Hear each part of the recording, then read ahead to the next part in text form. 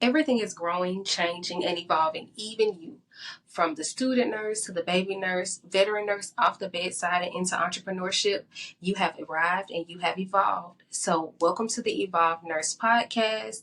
It is your host, Keish, and we are back with another episode. Now, this is your first time seeing me on camera, right? It's your first time seeing me on camera, aside from my TikToks, Facebook, or Instagram posts. But I'm here today live.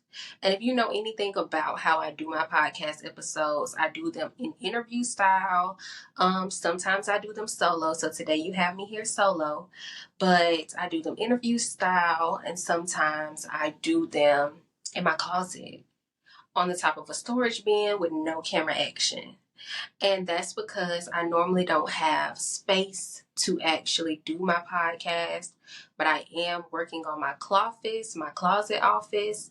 And so I have done some things to it. This background is not my closet. But I am working on it so that I can bring you more interview, face-to-face style content, because I know that you want to have a face with a voice and to be able to actually put two and two together. So, first and foremost, I have not formally done a intro episode. And out of all 23 episodes, I have not told y'all who I am. I mean, I know you know a little bit about me based on what I've told you on the internet, but in all honesty, I haven't told you a lot about me. So here is a little bit of an intro episode, but then I want to get into finding your confidence as a nurse, because I do know that you just started school, and I want to kind of help you navigate those feelings of helplessness during this time. So, who am I? A nurse. No, I don't just identify as a nurse. I feel like I am more than a nurse. I am a nurse, a mom, a partner, a daughter. But how did I get here? How did I get here? Well, I didn't initially, I did not want to be a nurse, y'all. I went to undergrad, got my bachelor's in biology, and while I was navigating that program, something happened. My biology program, where I was going to go to PA school or go to med school, they did not lean heavy into med. They didn't lean heavy into the healthcare field. They leaned more towards research.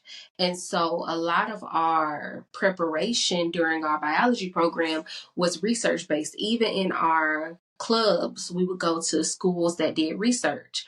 So me and my cousin, we went to our dean and we straight up asked him, we like, yo, do we have any internships that we can go to so that we can be able to navigate going to med school or PA school? And he was like, no. Straight up, no, y'all got to kind of do it yourself because we don't have that type of program. Now, why do you have a pre-med track but not have pre-med opportunities? So we put our foot to the pavement. We went to the hospital. We signed up for their job shadowing. We went from place to place around the town that we were in and found GYN sports medicine. We shadowed the hospital and the OR. We did so many things, but we had to put our best foot forward ourselves. Our school didn't give us those opportunities. So when I say like we really had to grind out, and at the time I was working at Lowe's. So I'm at Lowe's one day and I'm with one of my coworkers, and he was like a brother to me. And he saw a doctor walk through the door. He was like, what's she doing here? Because he also worked at the hospital. And I was like, oh, because now I'm all ears, because I'm like, I need to shadow anybody that I can to see what I want to do. And that's one thing that students, if you're looking at this, that you have to do. Sometimes you have to look at opportunities as they are, as they present themselves, because don't miss out on something because you're scared. And normally I'm scared, but I knew that I'm coming into my senior year. I don't know what I want to do. I'm shadowing all the PAs, the doctors, and what they're doing is not appealing to me. And so I was like, do you think she'll let me shadow her? And he was like, yeah, go ahead, go on and ask her. You know, she cool, she cool. So I went up to her and I was like, hey, my name, and her name is my name. And I asked her, I said, hey, can I shadow you? I'm going into my senior year. I'm trying to figure out what I want to do. I have my bachelor's in biology and she had her DNP. And so she was like, yes, on Monday, send in your paperwork and then you can start. So I started shadowing her and I saw the way that she navigated with her patients, how she knew their stories, how she treated them holistically. And that made me want to do what she did. And so she told me, she said, Keisha, if you really want to do this, you can go to the school that I work at. I'll do your letter of recommendation and I'm sure that you'll get in. And so you should start working on doing this. So this was my junior year before I went into my senior year of college of my biology program. And so that's just what we did. She gave me a letter of recommendation. I got another letter of recommendation, applied for that school and waited around.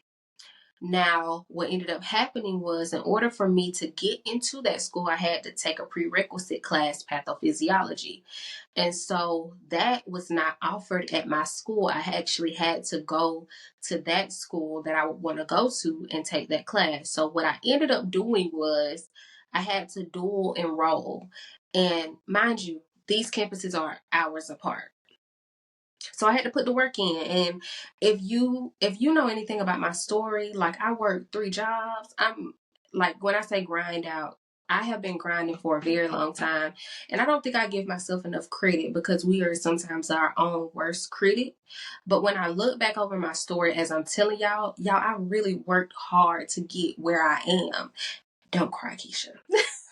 But in reality, like I had to drive from my school, my home school where I worked, to another school.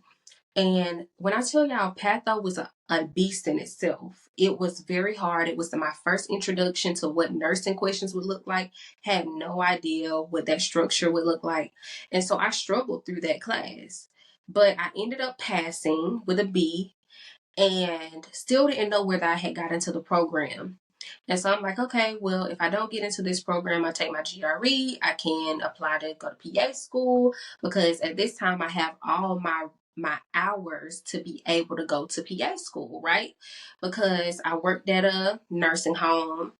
I started off in the kitchen, worked my way onto the floor, and did some private care help for families. And so I did all of those things in my freshman and sophomore year of college. And so I'm like, I have all my hours that I need in order to be able to get into PA school. My GPA is okay. Um, I think I passed my GRE. I'm not sure what my GRE looked like. Honestly, it has been 5 years, and that's something that I have recently revisited to see how I did on the GRE. And this is like a sidebar for students who are coming from backgrounds where they didn't have to study. Like everything came easy to you in high school. Like all you had to do was skim or in class listen a little bit, and you did great. I was that student, the overachiever who really didn't have to study. But when I got to college, it was different because it was a different level of responsibilities. And so that really took a turn in what my academic career looked like. So I will say for you, give yourself some grace, but also learn how to stack your responsibilities because that was the issue for me. I didn't know how to prioritize what responsibilities went where. And it showed up in my grades and how I was able to maneuver working, school, and being a child. Like still being a child, still being there for my parents when they needed me. So that was something that I had to deal with. And if that's you, give yourself some grace. Okay? Let me turn this up. My lighting is acting up. Well, it's just gonna have to do. Um, so yes. I got accepted. On my graduation day, I actually ended up having class. So I didn't get to go out and eat with my family. I didn't get to do all the normal things that a graduate would do. I had class on the same day that I graduated school. So I started my nursing program. And with that, we're going to get into the meat and potatoes of where my lack of confidence came from in nursing. So, because I don't want that to be where you are. So, first, I'm going to start with my doctorate program that I'm now in. My teacher in my doctorate program started her lecture off with, "I am not weeding any of you out." She said, "I'm not weeding any of you out. You all will cross the stage. If you need time, if you need anything, you reach out to me." That set precedent for how I feel about my doctorate program. Now, let's go into what my undergrad program looked like. It looked very much like we're weeding you out. It looked very much like we're weeding you out. You're not going to pass. We're going to give all of the resources to everybody else, but we're not going to give it to the people who look like you. We are weeding y'all out as you speak. Everybody will have different experiences in this program, and it's not going to be fair, but we don't care about that. That's what I went through in my program. Like, very much the bullying that you feel from your nurses, it starts in school. It starts in orientation. It starts in your clinical when you don't feel confident and you go talk to your teacher, but they make you feel bad about yourself as if you're supposed to know how to do these things already. It starts there. Nursing confidence has to be built upon, right? And mine was almost diminished. And when I tell you, like, my friends that I've met in nursing that I work with, my friend that's a scrub tech, she was my first scrub tech, and she was like, "When I met you, I knew that you had it." And I was like, "Well, girl, I didn't feel like I had it. I felt like in my head, I'm going, I don't know what's going on. I don't know what's going on. I don't know what's going on." But I never let it show in my face. I still showed up as competent as I could be. I still asked questions when I needed to. I leaned heavy on my scrub techs. And anybody who is in the OR, remember that your scrub techs know a lot, especially if they've been there for a long time. Lean on them, respect each other. Y'all respect who you're in the room with, and I promise you, you'll have a great experience. Now, sometimes you're going to run into some surgeons, right? They not going to like you because they don't know you. And then when they get to know you, they start to warm up, and then they start leaning on you heavily. But I've had surgeons come to me and apologize for how they treated me. But at that time in my life, when I tell you,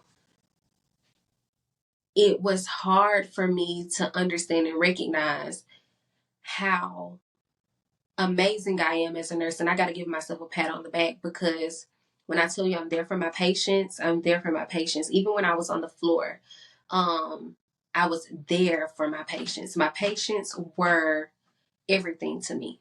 Okay. Now that looks a lot different. That, y'all, now that looks a lot different, right? I started off in residency. So I graduated from my nursing program, went straight into residency. And once I got into residency, I started off on a float unit. So I went from hospital to hospital on a PCU ICU floor. So I went from, because we have a huge system here, and within that system, I went from hospital to hospital. And so once I was 6 months into my residency program, they were like, "You have to find a home. This particular job, it requires you to have 2 years before you can actually apply." And so I ended up doing like a shadow day on this unit. I should have known something was fishy. I should have known something was wrong, right? Because Right after I was done with my shadow day, I get a call from my preceptor that was like, they really like you. Do you want the job? And I was like, sure, I want the job. It's PCU, ICU. I get the experience. It's a specialty. Of course, I'm going to take the job. Y'all, it turned into a full-blown COVID unit. A full-blown, not one bed was not COVID. And even at one point, I think we tried to introduce a non-COVID patient to the unit and it just didn't work. We were all just we was just the COVID nurses. Like, that's who we were. And so when I say like COVID burned me out because I built such great connections with my patients, and I would go like on my 4-day and I would come back and they will be gone. And I remember going to my preceptor and being like, how do you get through this? And she would come to work every day with her Bible in her hand. One thing about, actually, she was going to have the Bible. She is episode either 2 or 3, Nurse SWAT. And when I tell you she made a huge impact in my life, made me the nurse that I am today. Like, I've had some really great preceptors who have poured into me, who saw me when I didn't see myself. So you will come into contact with people who will see you. They will see who you are, see what you can do, see the type of love and things that you can share in this nursing space, in this healthcare space, even when you don't see it yourself. So when we sat down and we talked, I was like, I don't think I can continue doing this. Like, seeing patients pass away day after day after day, and knowing that like they were trying to increase our responsibilities but not increase their pay. And so I was like, I think I need to do something else. Like, I have to do something else.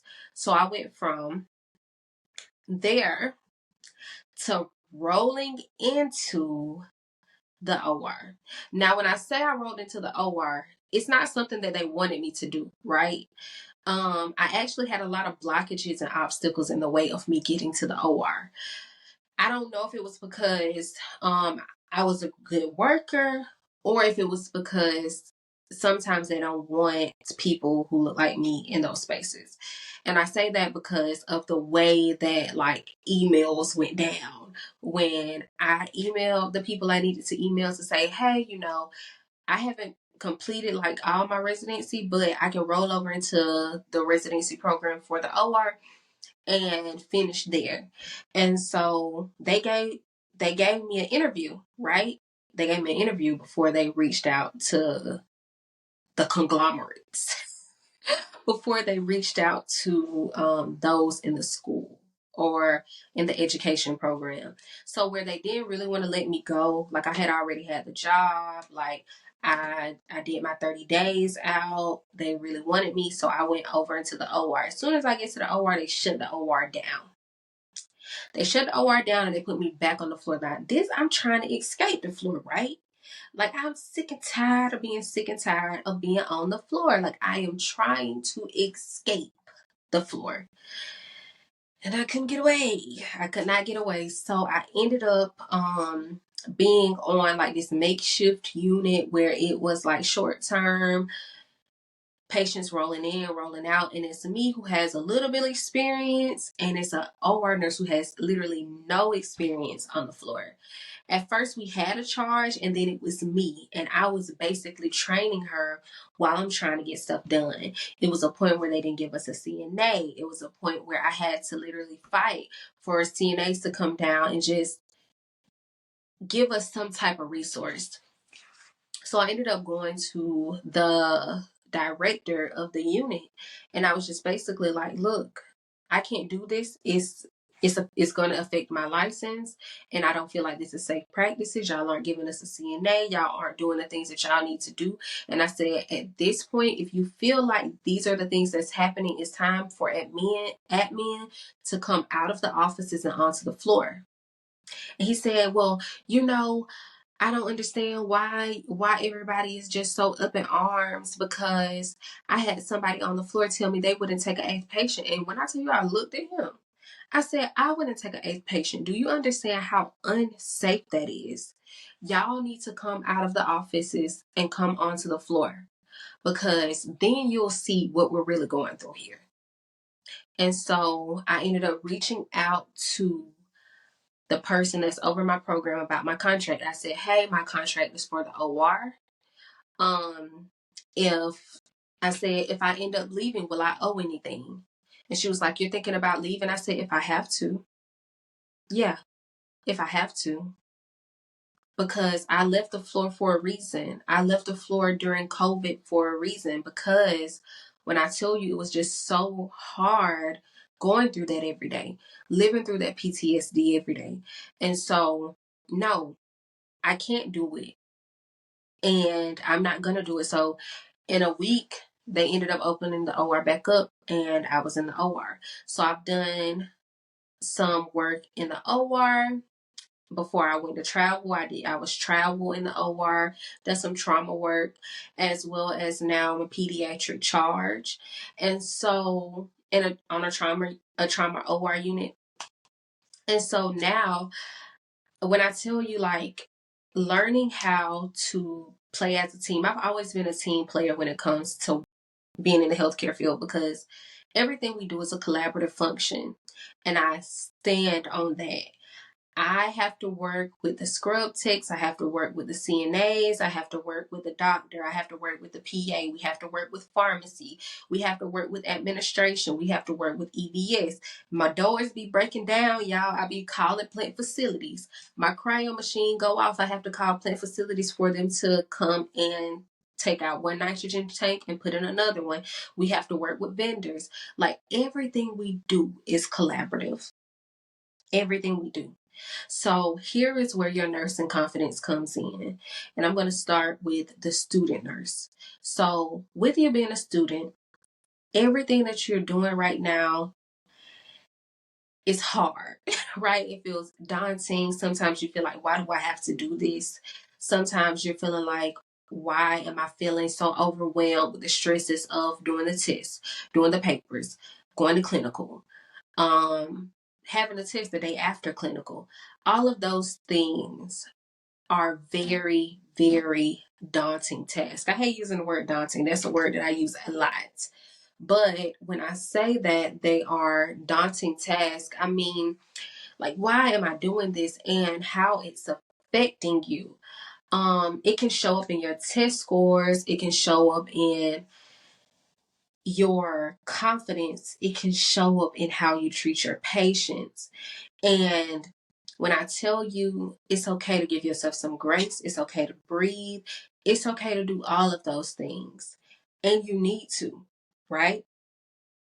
You need to breathe sometimes. Sometimes you need to take a break from studying. Like, you're overloaded. It's no way that you're that overloaded and you're going to retain any more information.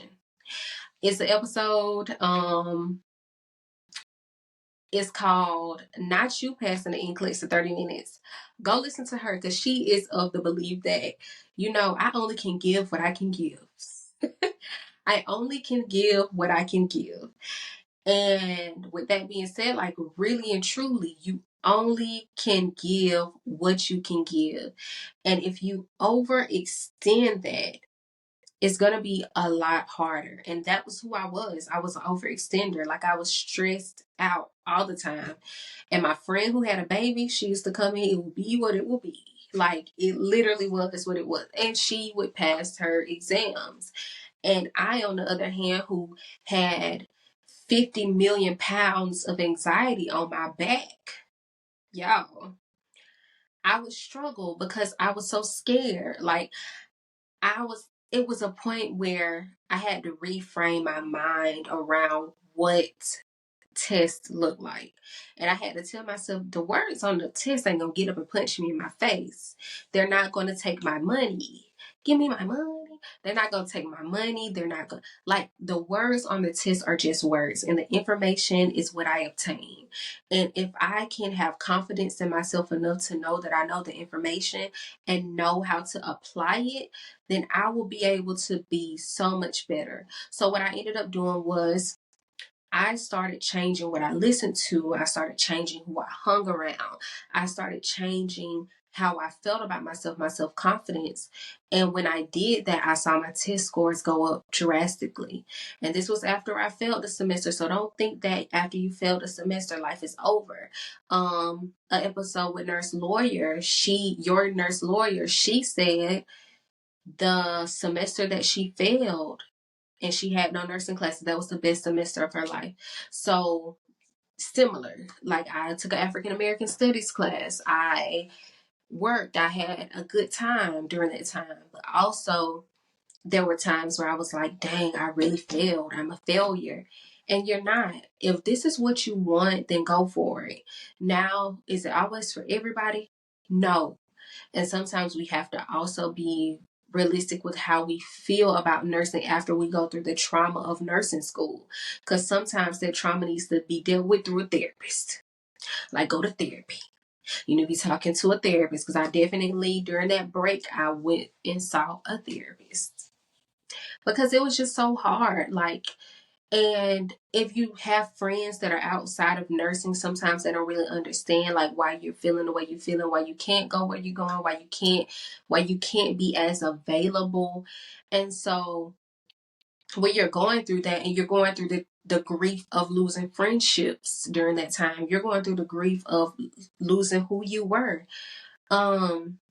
It's a hard time, but I really had to put my best foot forward. So I started listening to inspirational speakers like Les Brown, Lisa Nichols.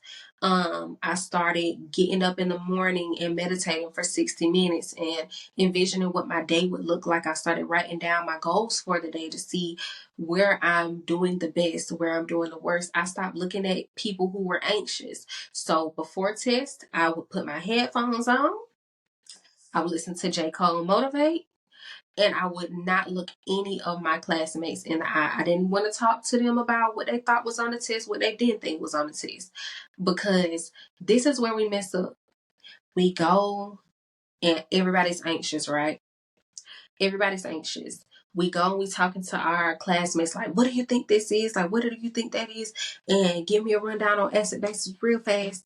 And all of a sudden we get on the test and we're looking at it, we're like, hold on, what did she say? And sometimes they don't be knowing either. And so now you're trying to pull from your brain what they just said 3 minutes ago and you really don't understand it. But this nursing test is application based. So you have to know how to apply it. So I started structuring how I would study. I have a study guide on MedPrint Shop on Etsy. I'll link that in the description. And it goes based on how you apply. Like, what's the pathophysiology? What does it look like? If you have a patient who comes in showing this, and this symptoms, what are we going to do? What are your ABCs? What medications are you going to give? Once you discharge them, what are those what education will you give them? What demographic? Because they love a demographic question, right? They love a demographic question. So who is most often to have this disease? Those are the things that they want to know. So if you break it down like that, 9 times out of 10, you're able to structure your questions. You're able to talk through them. You're able to critically think through them.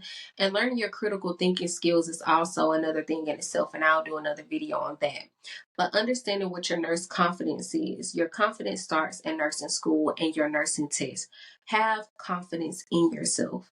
Regardless of what they say, you always remember who you are. I'm sorry, y'all, my background is glitching.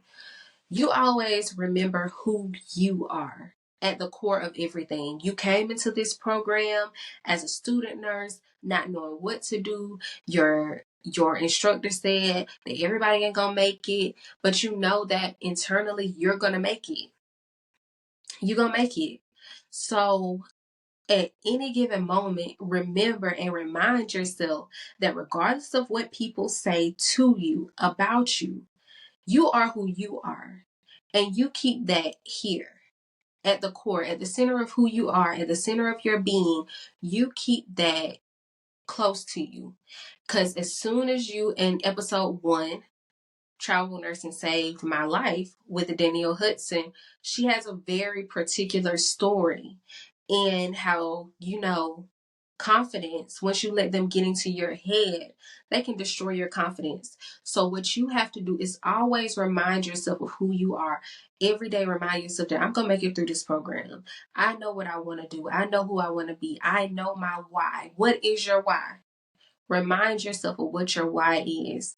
Because if you lose sight of that and then allow them to get into your head about who you are and them project their feelings and insecurities onto you, you will end up broke and destitute. I'm just playing.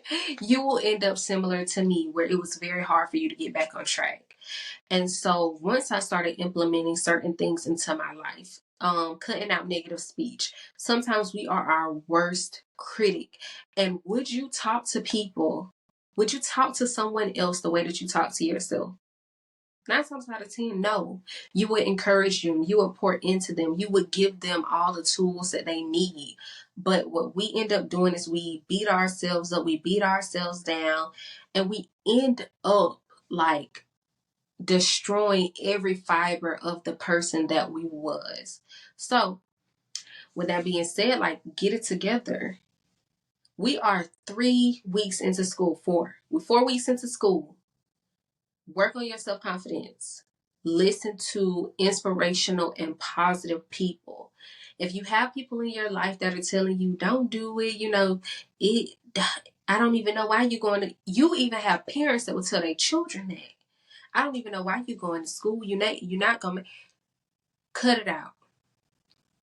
Cut it out. The people that are going to be there for you will be there for you, and the people that won't, they won't. But you have to understand and recognize who you are as a person. Who you are. Not who they want you to be, but who you are. And building on your nursing confidence in nursing school will help you tremendously when you get into the profession. Because once you gain your nursing confidence, I'm not talking about nursing cockiness, but nursing confidence. It'll allow you to be the nurse who doesn't always second guess what they know is right. Now, if you are second guessing, it's definitely okay for you to go and ask a question. Now, go and ask your preceptor, and hopefully you got a good one. Ask your preceptor, ask the person that's beside you what they think. And if all else fails, you got Lippincott. If all else fails, you have orders. If all else fails, talk to somebody. Nursing confidence is not the same thing as nursing cockiness. I've seen nursing cockiness, and it looks like I know all things. You go into being a nurse, and anytime, even when I change a specialty, or when I go to a different unit, or when I go to travel and I'm on at a different facility, I strip myself of who I was at the old facility. And I say, I'm here to learn. Teach me. What do I need to know about this position? Because we always have to be teachable. Nursing is evolving. Nursing is evidence-based practice. Nursing is understanding that where you are today is not where you were yesterday. And knowing that we have to learn how to change with the times. Nursing is a practice. We're practicing. We're never sedentary. Everything is not set in stone. As science develops, we develop. Years ago, cigarettes helped the people. Years ago, cigarettes was medicine. Today, it's the cause of cancer. Years ago, cocaine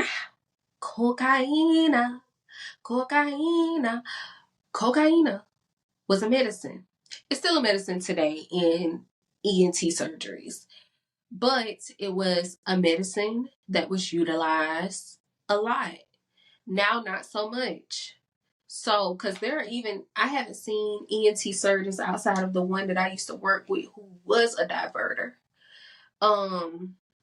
who did struggle with some addiction issues. He used cocaine for his surgeries. So, when I say that, nursing evolves and changes.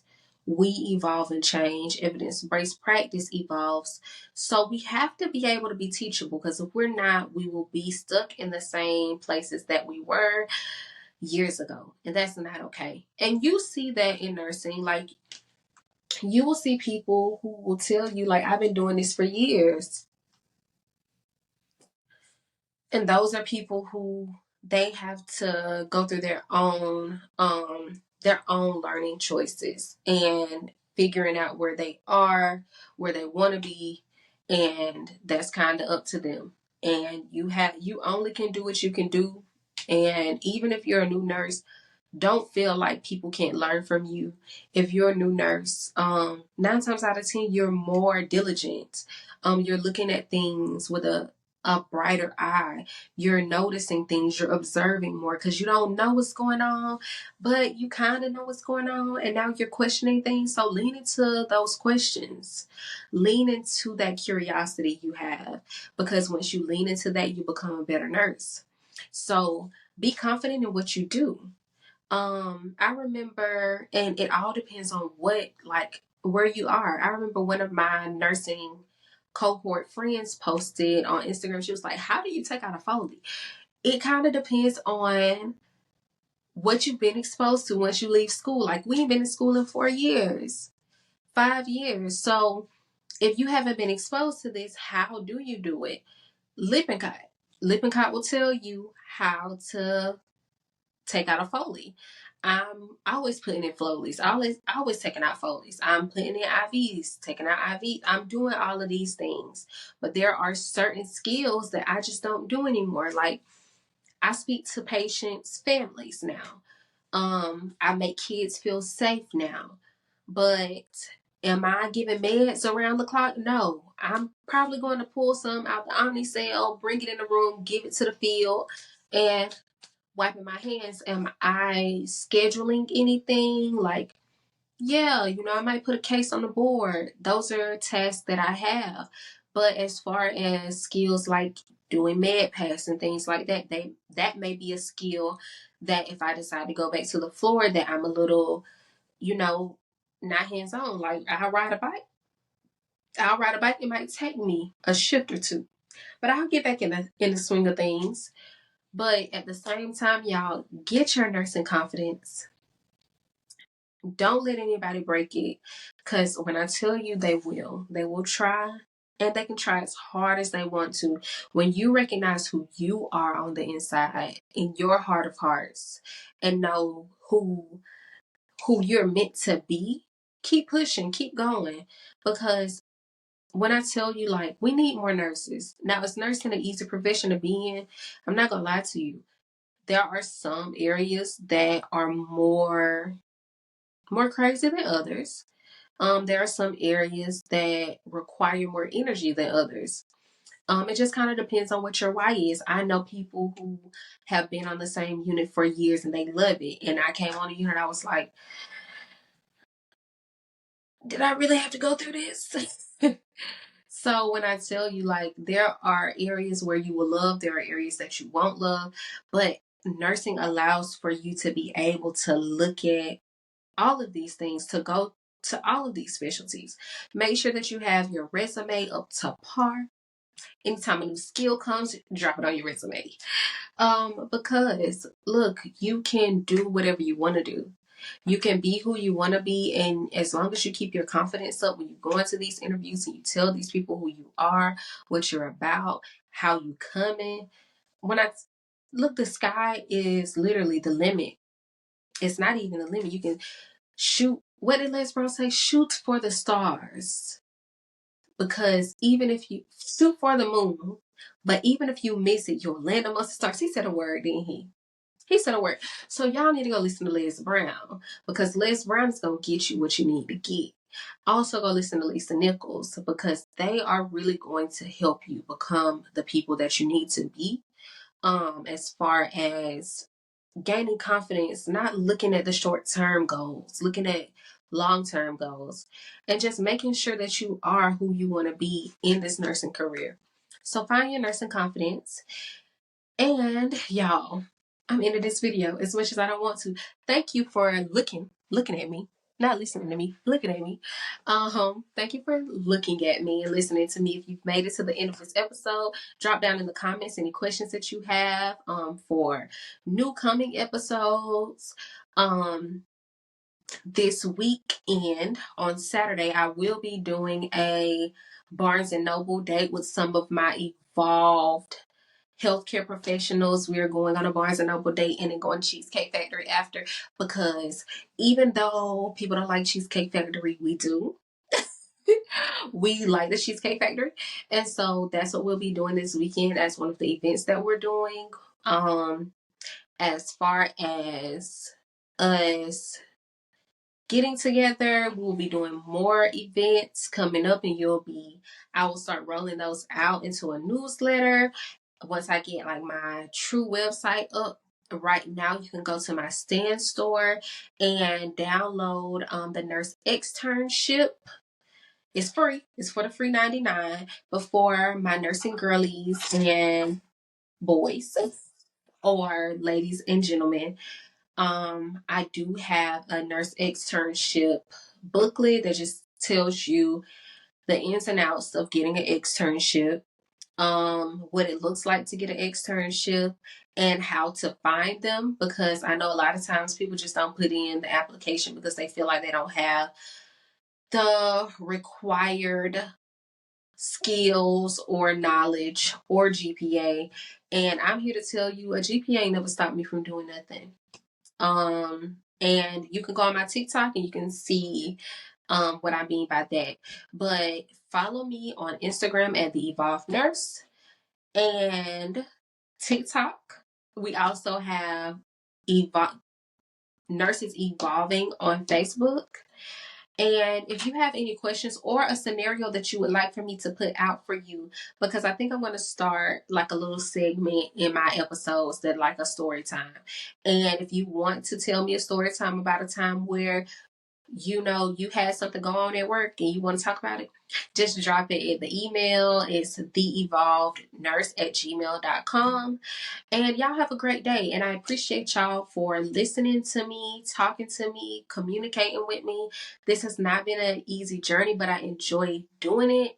And my why for doing this is because I wanted to build a nursing community for people who look like me, who struggled like me, who didn't struggle, but they also don't really know if they want to stay in nursing.